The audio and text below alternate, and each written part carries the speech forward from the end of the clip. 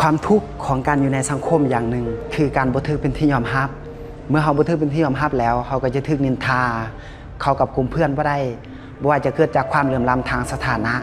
บุคลิกภาพไลฟ์สไตล์วิธีคิดให้ได้บางคนเชื่อว่าตัวเองบ่ดีพอที่จะเข้าไปร่วมอยู่ในสังคมนั้นเขาจึงเลือกที่จะปลีกตัวเองออกจากสังคมเก็บตัวนะว้าวน้อยและยานผลกระทบจากสิ่งที่ตัวเองกำลังกระทำนั้นอยู่นี่มันคือโมเมนต์ที่ทุกคนอาจเคยผ่านมาแล้วหรือกำลังเป็นอยู่ในตอนนี้แต่ที่จริงแล้วในการถูกดีดออกจากชีวิตของคนอื่นเพียงเพราะใครบางคนที่บ่ยอมรับในตัวเขาหรือการพยายามเปลี่ยนชีวิตของตนเองเพื่อให้เป็นที่ยอมรับมันคือหนทางแก้ไขปัญหาจริงๆบ่สำหรับคำตอบคือบ่ที่เขาถูกกระทำเช่นนั้นบ่แม่นว่าเขาบ่คู่ควรกับสิ่งเหล่านั้นความแตกต่างของเขามันบ่ได้เป็นมลพิษของไผเพียงแต่เขาไปอยู่ในสังคมที่เขาบ่พร้อมที่จะเบิดรับความแตกต่างจากพวกเขา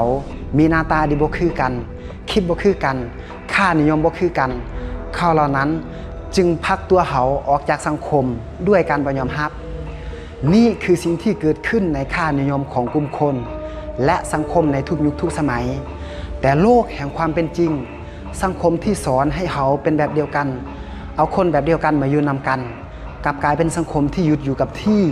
และบ่พัฒนาสังคมนั้นไปข้างหน้าเลยแต่สังคมที่สอนให้เขาเลือกที่จะเป็นในแบบของตัวเอง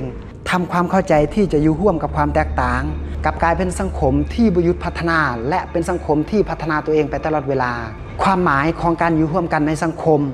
จึงบ่แม่นการปรับตัวเองให้เข้าไปอยู่ในสังคมเพื่อให้ทุกคนในสังคมเป็นแบบเดียวกัน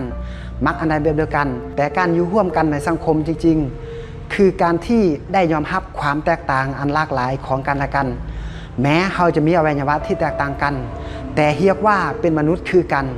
แต่ขบวนการใช้ชีวิตและขบวนย่อยของความคิดจึงเฮ็ดให้พวกเขานั้นแตกต่างกันเพราะฉะนั้นอย่าพยายามหาคนที่คือกับเขาเพื่อที่เขาจะได้ไปอยู่ในโลกของเขาจงใช้ชีวิตในแบบของเขาเพื่อเข้าใจความหมายของโลกที่จะนำพาคนที่แตกต่างมาใช้ชีวิตอยู่ร่วมกันนี่คือข้อคิดจากภูมิพันธ์เสถนันท์